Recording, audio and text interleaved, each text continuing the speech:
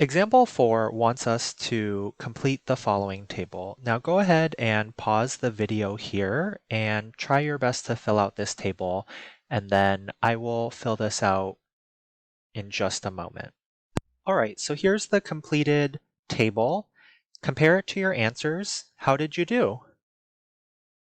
Example 5 says, this should just say value. Find the value of the following. Part A says sine of tan inverse of 3/2. And let's go ahead and pull out our calculator. If we do tan inverse of 3/2, we get 56.3. And then we are looking for the sine value of that. So I'm just going to take sine of the answer that we got in the previous one and press enter, and we get 0.83. And this is an approximation, which is why I crossed out the word exact. So 0.83, and we used a calculator for this one. Okay. Part B wants us to find tangent of cosine inverse of -5/13. Now, cosine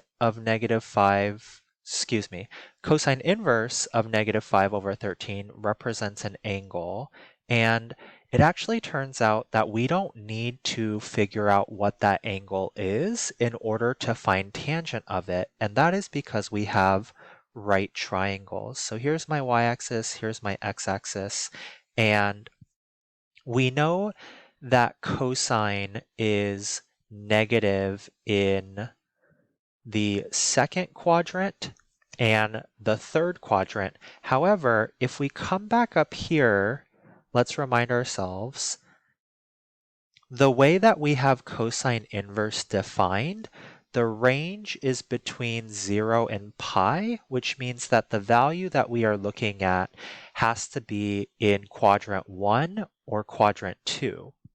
So when we are thinking about this particular example, whatever angle it is we have, it's going to be in quadrant 2 because that is where cosine is negative. Now,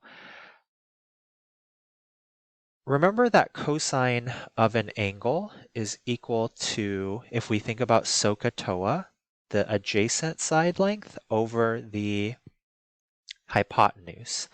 And this triangle that I've drawn here is definitely not to scale, so just take that into consideration. We know that the adjacent over the hypotenuse equals -5/13, and so because this here is, because this thing here is on the left side of the y-axis, we know that that's going to be negative. So we'll call that -5, and then we know that the hypotenuse is 13. And again, we have some angle here, I'll call it theta, but I don't necessarily know what it is. But we don't need to know what it is because tangent of whatever this angle is going to equal the opposite side length divided by the adjacent side length. So this is the opposite length, and I just need to figure out what that is, and I can use the Pythagorean Theorem to help us do that. So we have a squared, which is -5, plus b squared, which is the opposite length, is equal to c squared, which is the hypotenuse length squared, so 13 squared.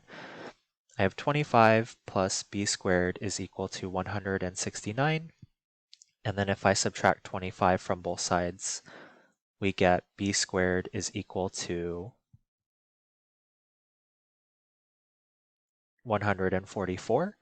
And then I can take the square root of both sides, and we find that b is equal to 12. So I'm going to write in 12 right there, and then we know tangent is equal to opposite over adjacent.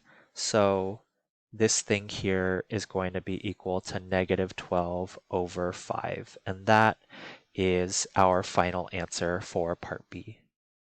Example 6 says a 96-foot tree casts a shadow that is 120 feet long. What is the angle of elevation of the sun? Now, give me just a moment. I'm going to show you my beautiful artwork. All right, so here is my beautiful drawing. The height of the tree is 96 feet, and the shadow that it casts, oh, I forgot to draw the shadow. Pretend that's the shadow.